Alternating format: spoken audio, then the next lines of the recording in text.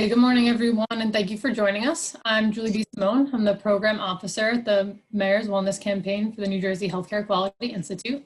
And today's webinar is the first of our virtual campaign that we launched in September.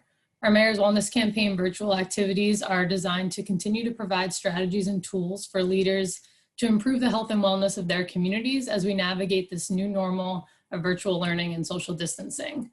Today, we're happy to have Dr. David Adenaro with us from the New Jersey Department of Health to provide us with COVID-19 updates, including updated data and testing information, guidance on the importance of vaccination, updates on important ongoing DOH initiatives, and next steps that you can take to help your community stay safe and informed.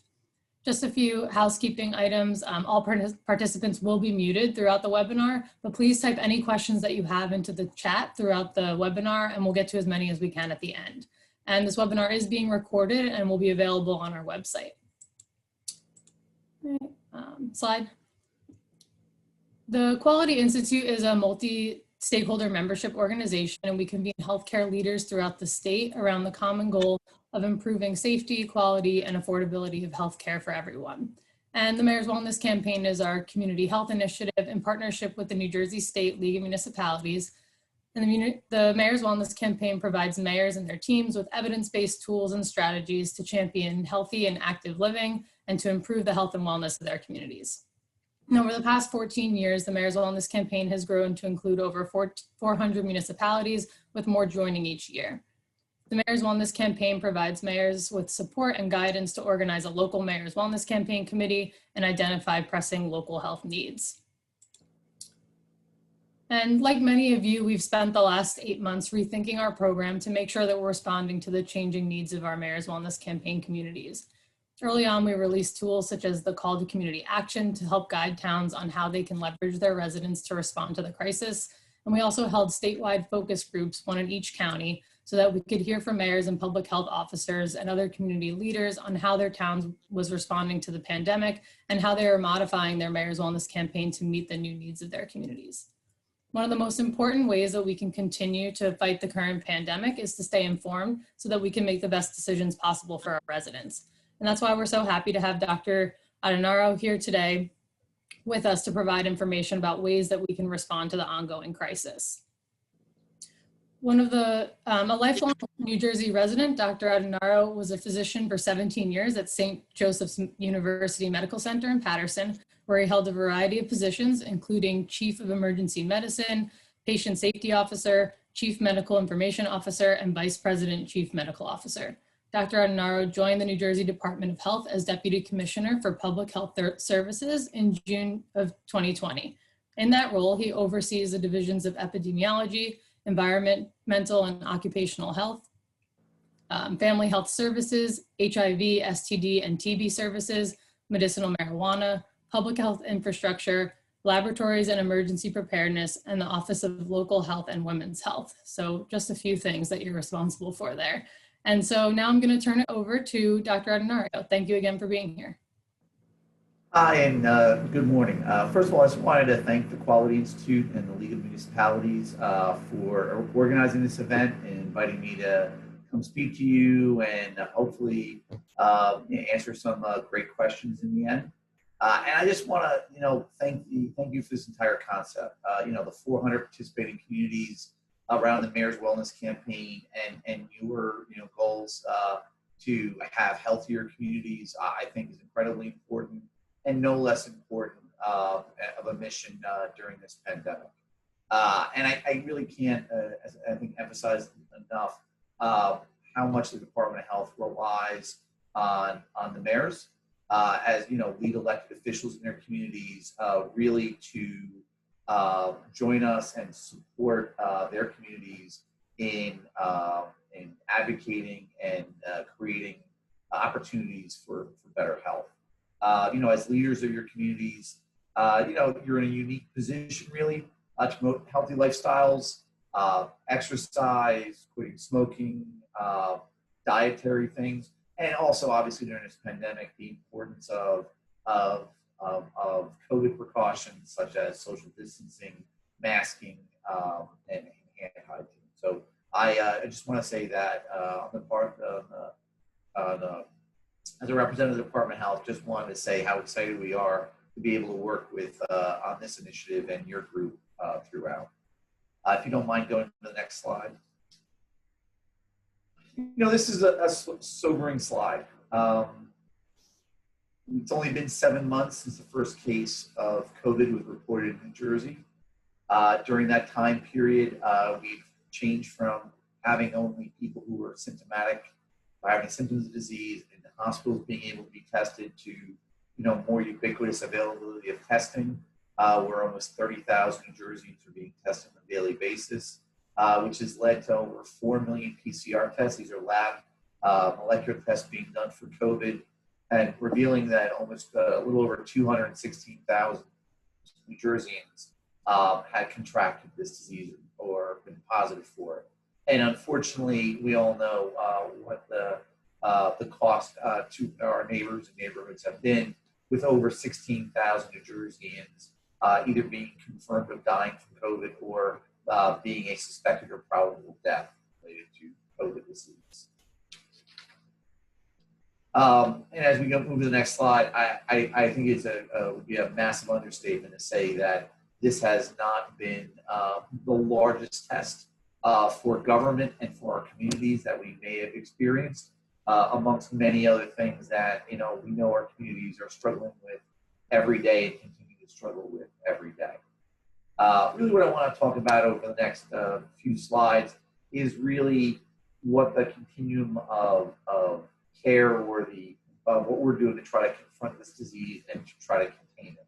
And certainly this concept of being able to have large-scale available testing combined with contact tracing and isolation and quarantine is an incredible important thing that we've been relying on for the last few months to try to keep that bent curve remaining bent. And as we're seeing an increase in cases over the last few weeks, to try to stop that second surge from occurring. As been reported, we've had almost 4 million tests done since 7 months ago. We had a positivity rate when we had more regular testing well over 5%. We were below 2% as recently as a few weeks ago. And even now, with some of the increases we're experiencing, still are in a 2.5% to 3% positivity area. We spent a lot of time focusing on making sure that testing was available in vulnerable populations. And some examples of that were some of our FQHCs teaming up with various other community groups to ensure large-scale testing of farm workers, particularly in the southern part of our state. And also the fact that we are really ramped up testing in a number of urban centers. And as you can see from this slide, Elizabeth, Patterson, Newark, Trenton, Atlantic City, and Camden, particularly focusing on what we would consider some vulnerable populations of seniors who are living in senior housing. Our goal has been to get initially to get testing up to 20,000 tests a day. That was a challenge that the governor set that we met. My commissioner currently would like us to see have 35,000 tests a day. And over the last few weeks, we've been averaging close to 30,000 tests a day. It's important to recognize that the tests are available and in many locations at no cost. Those people will be asked if they have insurance for billing purposes. We know also that testing is changing in a lot of ways. We are just beginning to receive nearly 2.6 million point-of-care antigen tests from the federal government for distribution. Our goal with that testing is really to focus on getting into the hands of schools, institutions of higher education, a number of other of our partners, local health departments, et cetera, to be able to do get some immediate results on symptomatic individuals, and also to use this as part of our hotspot and rapid response team to get into communities that are experiencing higher than normal numbers or mini outbreaks to try to bring as much testing services to that area as possible. The other part that testing goes hand in hand with, if we go to the next slide, is contact tracing. The purpose of testing is to identify individuals who are infectious with this disease and then to have them isolate and then to quarantine the close contacts around them who would be most likely to contract the disease. Contact tracing is not a new thing. Local health departments have been doing contact tracing in New Jersey for generations, and particularly around the 20 plus reportable communicable diseases in our state, which would include, as an example, outbreaks of meningitis, foodborne illnesses, but also such things as to reduce the transmission of HIV and sexually transmitted infections. We have massively supplemented the number of contact tracers that are available for COVID contact tracing through a number of different methods, and we now have nearly 2,000 contact tracers that have been made available to the county and local health departments as part of their efforts. Part of what we've also done is attempt to build up a cadre of contact tracers that are available to be redeployed to counties or to municipalities that are seeing larger increases to more effectively deal with the increasing number of cases. While we are really at a point where we are collecting all the cases through ComCare, which are a centralized system, and making an outreach to the vast majority of both the people who are COVID positive and their contacts, as you can see from this slide, as you go further along, the percentages drop. We do have, in some cases and in some areas, up to 50% of people who do not fully cooperate with the contact tracers when they're called, either from not answering the call or refusing to participate or not giving information in a timely fashion. And really, one of our messages is that contact tracing being so important to stop the spread of this disease, we really want everybody to encourage their residents to take the call if they get a call and to participate fully. This is not a punitive process. We know there's a lot of consequences to quarantine and testing and everything else, but really this is one of the major tools we have to try to control this outbreak of the disease. The other thing, as you can see on the right side of the screen, is for the last, about 2 weeks ago, we launched a COVID app. It is available for both Apple and Android-based phones. This app communicates through Bluetooth on these mobile devices. It will detect and log anonymous codes from devices with the app that are in close contact. So in other words, if you're in close contact with somebody who also has the app, you will exchange codes if you've been in contact of closer than 6 feet for greater than 10 minutes. And it does this through a Bluetooth process. The app can then alert users if they have been potentially exposed to someone who has tested positive for COVID-19 and provides information on what to do next. We recognize that individual privacy is really important, and so it's important that we emphasize that this app does not use location data or collect any personal information. We are really encouraging everybody to download this free app. You can go to either your app store, and go to COVID Alert NJ to download. It is free. It is very easy to set up, and it really provides some other nice things. It has the ability for you to say if you are having symptoms, take a quiz on your symptoms to see if they might be concerning. Hook into the state's dashboard on COVID to see what's been happening in COVID and to get information, and also find testing sites. To date, we've had nearly 200,000 New Jerseyans download this app. This was something that was created in conjunction with a number of our neighboring states, so it's more than just a New Jersey app.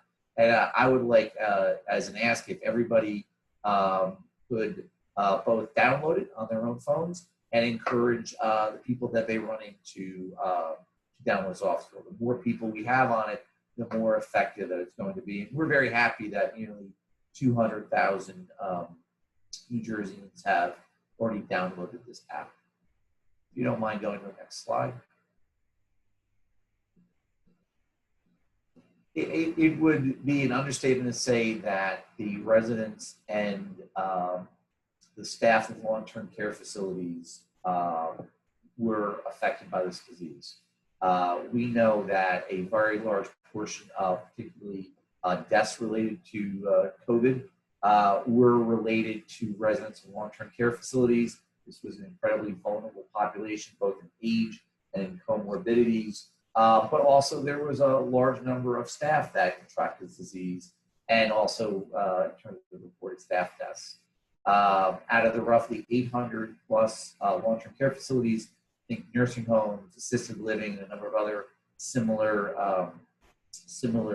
facilities, we had over 749 facility outbreaks during that time period, and we still have 150 with active outbreaks. And again, our definition is a very restricted definition. One or more cases, even asymptomatic in staff or residents, is will put a institution into an outbreak status. Clearly we know that protecting our residents from the ongoing threat of this disease and the staff of long-term care facilities is incredibly important. In order to achieve that, there's been a number of things that have happened. We've worked very closely with long-term care facilities in both their emergency response capability, providing PPE, providing support, providing testing as needed, providing them regulations that clearly give them a process for reopening. Also, the current governor's budget invests more than $1 million to boost the resiliency of these facilities by creating an office of long-term care that is dedicated to assisting the facilities in improving their infection control measures, amongst other things. It's important to recognize that this is separate from the efforts that we're making on the regulatory licensing and inspection side, and really that office is designed to be proactive and provide as much help and support to long-term care facilities. We have already instituted more than 24 reforms that were recommended by an independent consultant early on in the outbreak, commonly referred to the NET report. One of the things that was part of that is the establishment over the summer of a long-term care emergency operations center.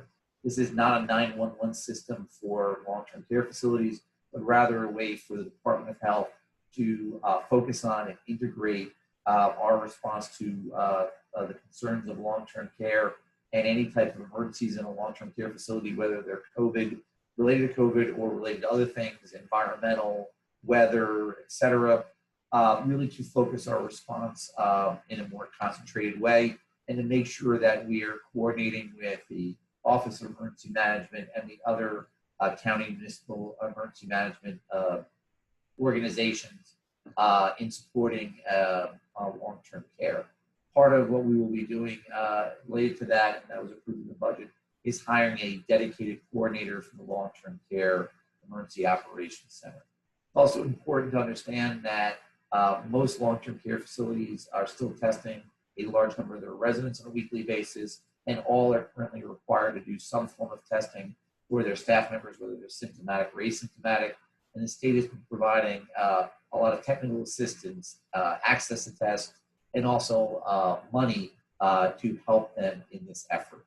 We've also worked very closely with long-term care facilities for them to bulk up both their infection control processes and the availability of personal protective equipment for their staff, both for use and also during an outbreak, and been working closely with the Office of Emergency Management as they make their calculations for the stockpile of PPE that the state needs to support a number of different functions, including long-term care facilities. If you don't mind going on to the next slide. Hospitals. Being an emergency physician by training and having been at one of the field hospitals that was set up by the state to help decant COVID convalescent patients in the beginning part of this pandemic, we all saw what happened with hospitals. And the facilities were impacted both in terms of what occurred and the huge burden that was placed on them during the initial parts of this pandemic, both the institutions and their staff. And this has also had a financial impact that continues. Compared to last year, in the state of New Jersey, emergency department cases are down 23% in all across the state for hospitals. Hospital admissions are down by 8%. Outpatient visits have dropped by 22%. And total patient revenues have declined by almost 7% at a time where operating expenses are almost up 12% particularly in response to COVID and in preparations to be able to care for patients moving forward. Along with that, the financial impact, we're also very concerned about the health effects from delayed care and treatment. We know and have many examples of patients who put off seeking out care, sometimes out of fear related to COVID, and then having concerns about going back into a healthcare facility moving forward. And we're seeing an escalating, of serious conditions, some very preventable, on patients who are delaying care. Some of the examples we've seen lately is a patient with a diabetic wound that wasn't properly cared for. The person had stayed home and did not feel comfortable entering their doctor's office and hospitals to seek care, and having had so much damage resulting in an amputation. And we've also seen a number of patients with respiratory illnesses delaying in visits to emergency department and then coming in a much great extremis than they would have been earlier. So recognizing the hospitals were extremely hard hit by this virus, both in terms of the care they provided and then some of the changes I've outlined. The federal government established several funding sources for hospitals. New Jersey hospitals, because of the high volume of COVID patients they took care of, received more than $2.8 billion in CARES Act funding to date. Of these, about 71 million were allocated to reimburse hospitals to treat and test uninsured or underinsured patients with COVID. I think that was a very important thing to point out. And we do expect that as part of our preparation, and again, if you can move the next slide, we're preparing for a second wave. We know that part of what we're going to be needing to do, my apologies, I think I had an oversight, but preparing for a second wave, part of this is to make sure that we're providing the support in terms of ventilators, concerns around staffing, medications like remdesivir, to have PPE, to have adequate stockpiles, and to be able to provide the support that the hospitals need as they're seeing increasing number of patients over the last few weeks coming in with COVID. The one thing I would say, and you can see it on the previous slide, is that while the hospitals are seeing about 670 patients currently admitted that have suspected or actual COVID, the number of patients on ventilators is actually fairly low in comparison to the percentages we saw in the fall. At least part of that is related to the fact that the medical profession has gotten better at treating people earlier with COVID disease. And so I do want to emphasize that people who are having symptoms, respiratory symptoms in particular, should go to their hospitals and particularly the emergency departments early because earlier treatment is being shown to make a difference in this disease. And thank you for going back to that previous slide. So the last thing I want to talk about for COVID is a vaccine. This is really the first thing that we've been able to do that has, planning has been able to be prospective rather than reacting to the disease itself. As of right now, the state of New Jersey has formed a COVID vaccine task force that started meeting in August. That has reached over 50 people, composed of some of really the most senior people in the Department of Health, particularly around vaccine preventable illnesses, and working very closely with a number of our partners, both in the Office of Emergency Management, the Governor's Office, and in particular, very early on, bringing in some representation from both the county and the local municipal health departments, who will be an important part of any vaccine plan. We know that we have quite a challenge in front of us. If we were to attempt to vaccinate 70% of everybody we consider eligible, and eligibility likely early on in the vaccine or vaccines that may be available are likely to be non-pregnant adults. If we were to try to reach 70% with a 2-dose vaccine, that would be nearly 12 million doses over a 6-month period of time on a 7-day-a-week basis. That's nearly 55,000 doses per day, every day for 6 months. This is something much larger than we've ever done before. But remember, there are millions of doses of vaccines every year that are administered to begin with. Our focus has mainly been on several different areas. The first of which is to create a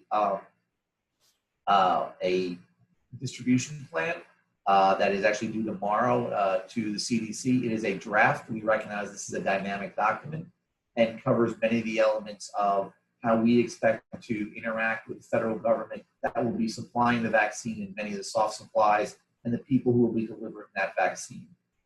It's important, I think, as we talk about this process, that there is a lot of, if you go to the next slide, a lot of knowns and unknowns. We know that there are a lot of vaccines, for example, that are vaccine candidates that are in phase 3 clinical trials. These are promising candidates that are being administered to 30 to 50,000 Americans who are volunteering for them as part of the process.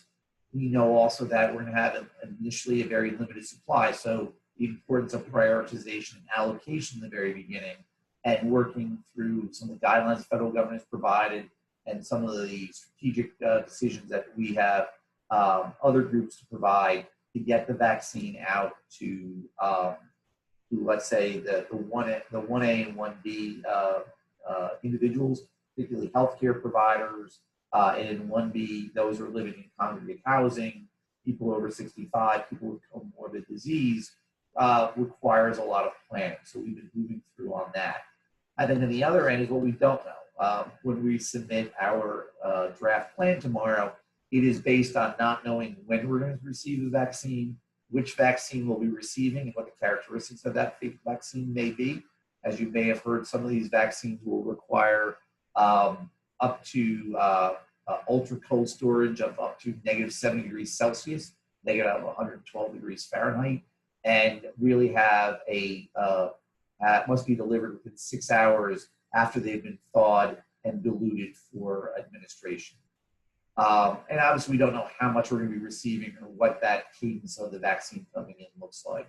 So we've had to really create a plan that we know will be dynamic and will be a living document that will change, but also has to meet some requirements. And really, what our focus has been is to be able to provide a process that is safe in the vaccine, that is efficient, so that we are using all the vaccine that is available to us, but just as importantly, that the process be also fair and equitable, that we need to, just like we've talked about getting in to vulnerable populations and communities to do testing, that we're going to have to go back and work with those same partners in those communities that, to answer questions about the vaccine, to make the vaccine available, and to really vaccinate people where they live. That doesn't mean going into their home, but making it as readily available in their community as possible, much like what occurs now, let's say, with flu shots and things along those lines. So we still have a lot of work to do. Our commissioner has a stakeholder engagement process that focuses on first awareness, then education, and then action. She started that process from the governor's office down through elected officials, I believe, to the municipal level. And we're going to be doing a lot of other stakeholder engagements related to vaccines over the next several months. If you don't mind, go to the next slide. And then preparing for the second wave, forgive me, is what I was talking about. Again, we are seeing an increased level of activity, but we do feel we have more tools available to us. Contact tracing, testing, contact tracing, isolation and quarantine, hotspotting teams, and more mobile rapid response teams to get testing out. We also know that none of this is going to be successful unless New Jerseyans continue to do, honestly, what I think has been a great job adhering to our recommendations, the recommendations of our governor and the federal government around social distancing, masking, and hand hygiene. Everything that we're doing is predicated on New Jerseyans continuing to do those things to the best of their abilities to really prevent spread of this disease. And if you don't mind going to the next slide. The one thing I want to do just in the next few slides is really just talk about the fact that while obviously we are very focused on COVID, there are no other diseases taking a day off. And that we have a number of things that particularly get to areas of disparity or inequity that the Department of Health and the state government is actively working on. And so I just wanted to highlight two of them. And this first one really is talking about improving maternal and infant health. Was identified as a pressing challenge here in New Jersey that we need to improve maternal and infant health outcomes in communities of color. We've known that New Jersey is among the worst statistics, both in outcome and disparities. And as an example, that Black women are 3 to 4 times more likely to die in childbirth than white women, regardless of education, income, or any other socioeconomic factors in our state. Last month, despite everything that's going on in the pandemic, we released our second annual New Jersey report card of hospital maternity care. That report card included interactive data that was hospital specific and also statewide on surgical birth rates, complication rates, and severe maternal birth complications. And I encourage everybody to go on that site. It is very interactive, and you can compare hospitals and look at what's going on in the region.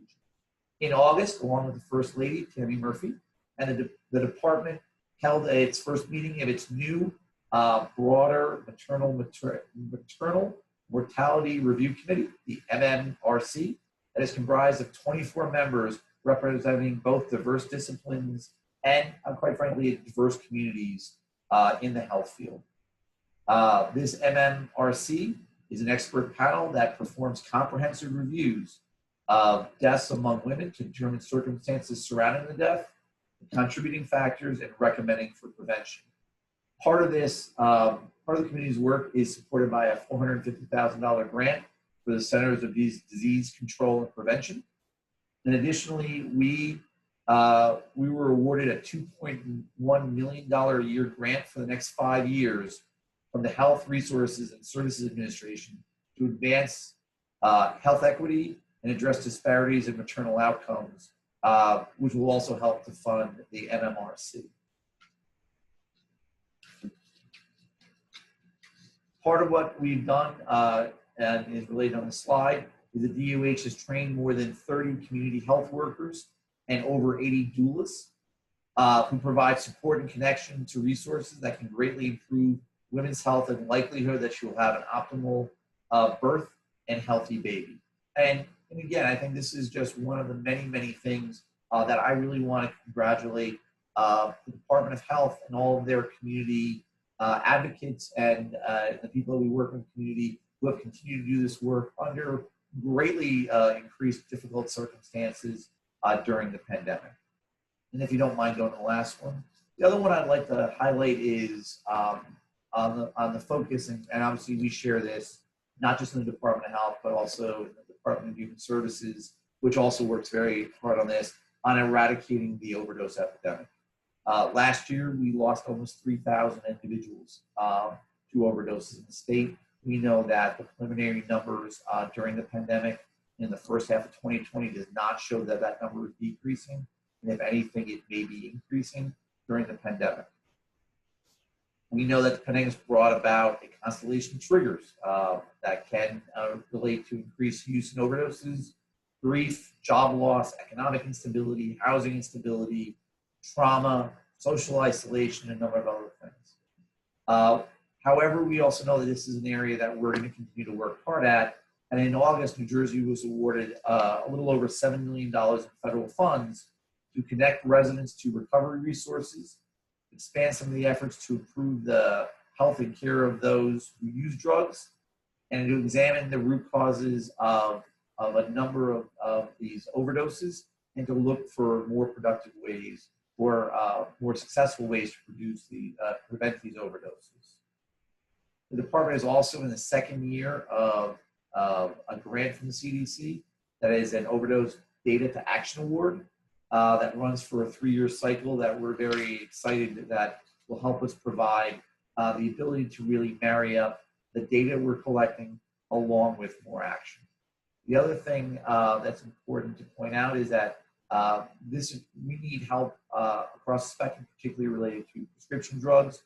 So part of the focus has been to expand the use and the support of physicians using the prescription monitoring program and to make that more of a robust system that can help support physicians as they're trying to safely administer and prescribe some of these drugs. If you don't mind moving to the next slide. Lastly, and I think this is the second part where we're going to ask for your help, we are in flu season. The good news is, as you can see from this, we are currently seeing, like the rest of the country and much of the world, experiencing very low levels of influenza activity. In fact, in many areas undetectable by what we're seeing. However, we know that generally from year to year, only about half of the New Jerseyans receive a flu shot, the majority of which are either over 65 or school-age children. We are very much this year have been promoting from a number of different places to go out and get a flu shot. We've had more flu shots made available to our programs that participate with the federal government. We've had an initial 400,000 doses made available and some of the restrictions removed. So these can be, our FQHCs and related partners can administer these vaccines to anybody, regardless of their insurance status. And we know that our local pharmacy partners have been increasing the availability of vaccine hours and administering more vaccines. Really, our goal around this is to prevent a twin pandemic. So a twindemic, the idea that we would be both, our hospital would be struggling with increasing patient load that they normally see in the wintertime related to influenza, and then also having to cope with an increase in COVID-related illness. So again, this is the perfect time to get your flu shot. October before November 1st, I think is incredibly important, and we really want to encourage you all to encourage your citizens in your communities to go and get a flu shot. They have great availability, and we really just think that this is going to be incredibly important for the health of our communities, this winter. And with that, all I'd like to say is just thank you for inviting me, and I'm happy to take any questions you have. Great. Thank you so much.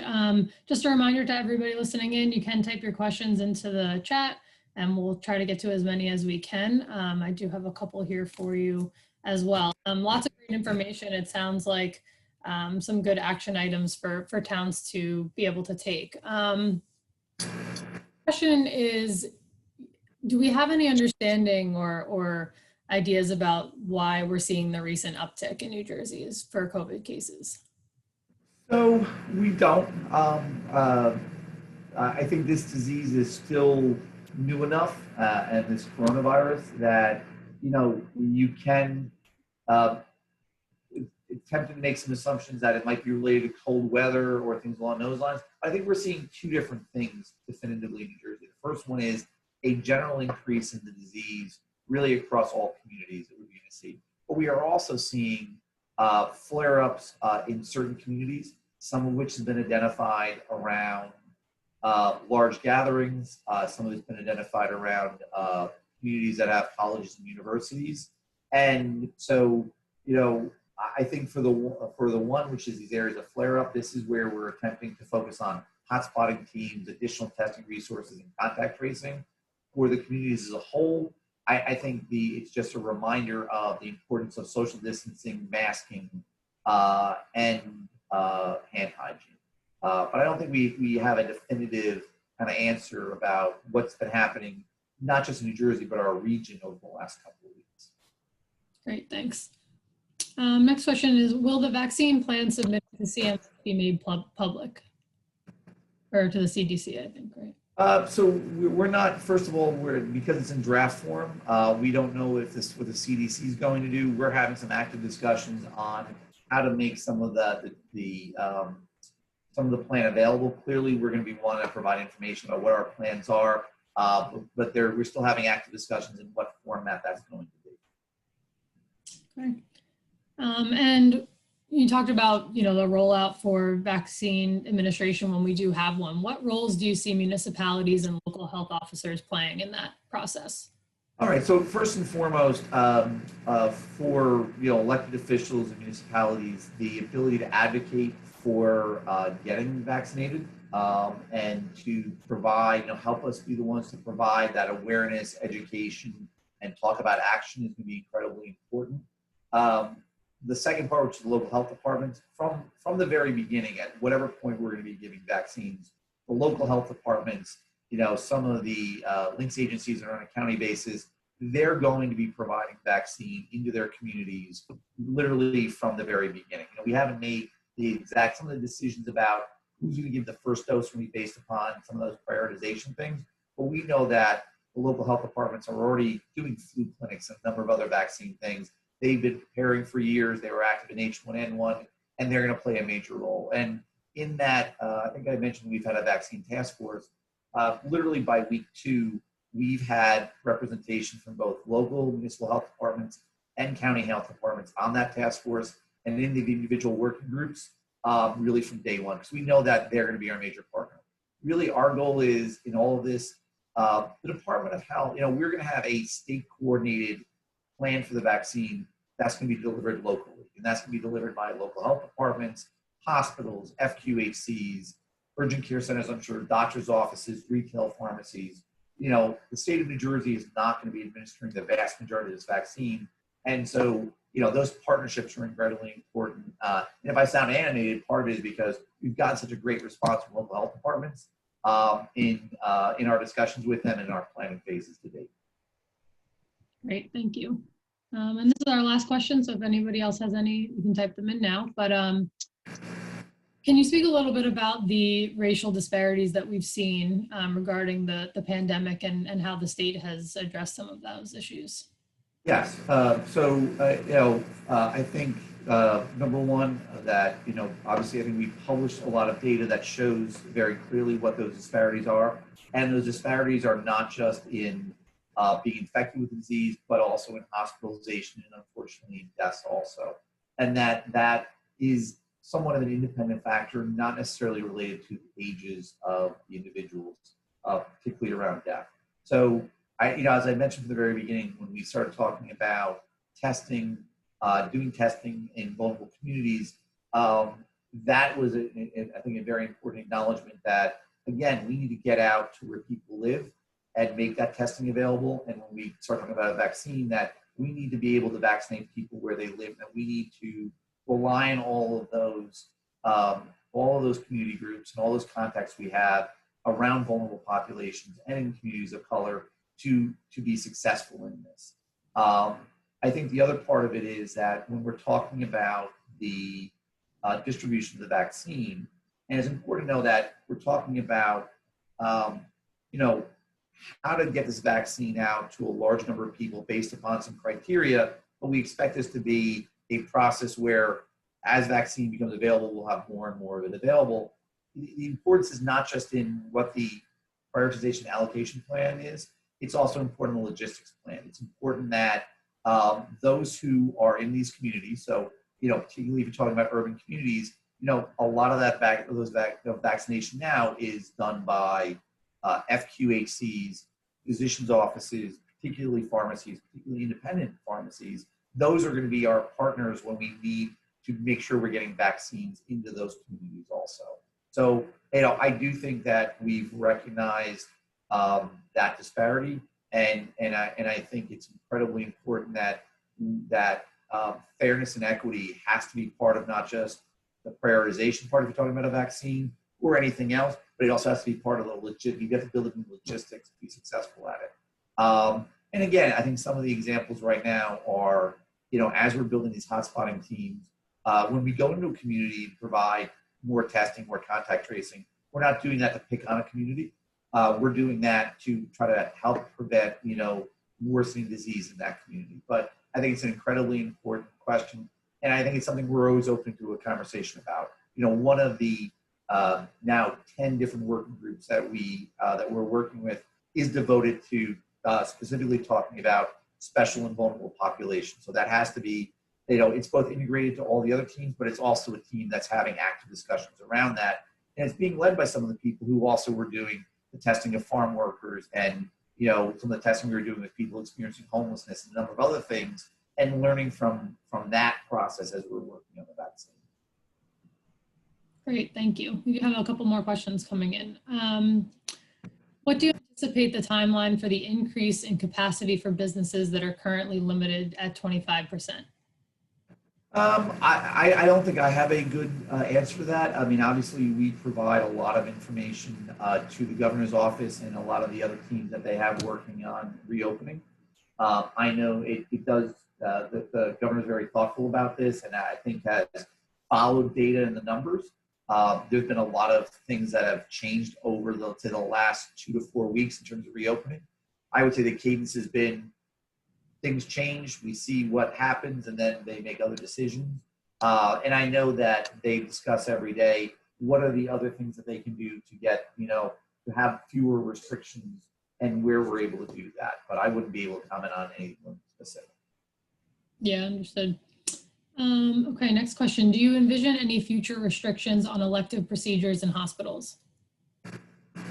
At this time, no. I mean, I think one of the most important things is that the hospital community has worked very hard, the acute care hospitals, on being able to both take care of patients who have COVID and take care of people who do not have COVID, and to do all the routine things that they're doing. We also know that they've spent a lot of time building their capacities and talking about what they would need to be able to operate their normal hospital and also handle a second surge. So at this time, we're not anticipating anything. Obviously, I think individual hospitals may make some different decisions depending on what's moving forward. I think it's also important to understand that a lot of those decisions around, let's say, outpatient elective procedures were around the desire to conserve PPE. And we're in a very different place now in terms of PPE stockpiling than we were back in February, March, April of this year. Great, thank you. And our last question, aside from the COVID Alert NJ app, is there a website New Jersey residents can go to for COVID information? So yes, if you go to our website, the Department of Health website, we have a dashboard related to COVID information. Many parts of it are interactive, so you can drill down into your county information. It does not get down to the municipal level, but it gets down to the county information. You can explore pretty much any of the information that's being released during the press conferences by my boss, the Commissioner of Health, or is being discussed by the governor, is made available on that site. We've really bulked up the number of different things that are available there. And it's also important to understand that the app also has information. A lot of that information can also be accessed through the app, along with a lot of information on where to get tested also. Great, thank you. Yeah, I've been using that site since the beginning of the pandemic. It's a great place for information. So just, I want to kind of highlight some of the takeaways that you mentioned that as community leaders, people can take. So encouraging their residents to download the app, continuing to encourage residents to adhere to guidelines from the state and from the federal government, getting our flu shots, and just advocate and educating residents for, receiving the vaccine when the time comes. And just want to thank you again for all of that great information that you were able to provide for us today and for participating in our webinar. All right, thank you. And I think the last two things I want to say is get your flu shot. And yes, take care of yourself, get your preventative care done, see your doctor, do the things that you need to get done. We're going to be dealing with the pandemic for a long time, but I think we can do more than one thing at once, and particularly in the healthcare world. Great, thanks so much. Thank you. And just before we wrap up, I just want to let everybody know about some of our upcoming Mayor's Wellness Campaign activities. These are all part of the virtual campaign. The first is the Sign the Pledge campaign. So if your mayor in your town has not signed the annual pledge yet, please have them do so through our website. The annual pledge is an opportunity for mayors to recommit to the program and make sure that you're receiving all of the up-to-date information. And anyone who signs the pledge this month will be entered into an incentive drawing. So we'll be awarding $1,000 to Mayor's Wellness Campaign community to spend on your programming or to donate to a local nonprofit. So just another good reason to sign the pledge.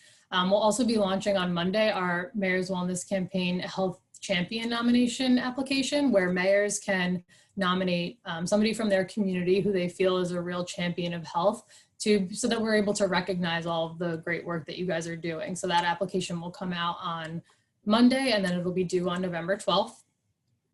This year, the League of Municipalities Conference will be virtual, so we'll be participating in that. You can come and visit us at the virtual booth, and then we'll also be doing our Bringing Wellness to Your Community with the Mayor's Wellness Campaign webinar. We'll have a panel of mayors and health officers talking to you about the Mayor's Wellness Campaign, so that'll be on November 18th.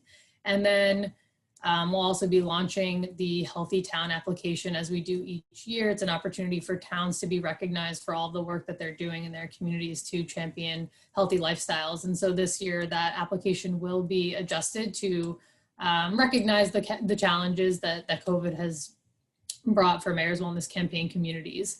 And so that application will go live on November 17th. And then we'll also be launching a statewide survey. So in our efforts to continue to understand how your Mayor's Wellness Campaign is running, what your challenges are, what your successes are, and how we can better support you, we'll just be asking for some data. So by participating in that survey, you'll also be entered into that incentive drawing. So another good opportunity to share some feedback. So all of these activities are listed up on the website through our flyer, and you'll be receiving more information on those as we get closer.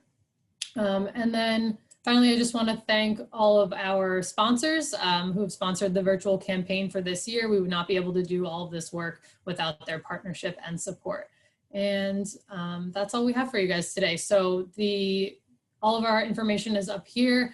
The webinar will be posted, and you can always reach out to me with any questions. And thank you guys for joining us today.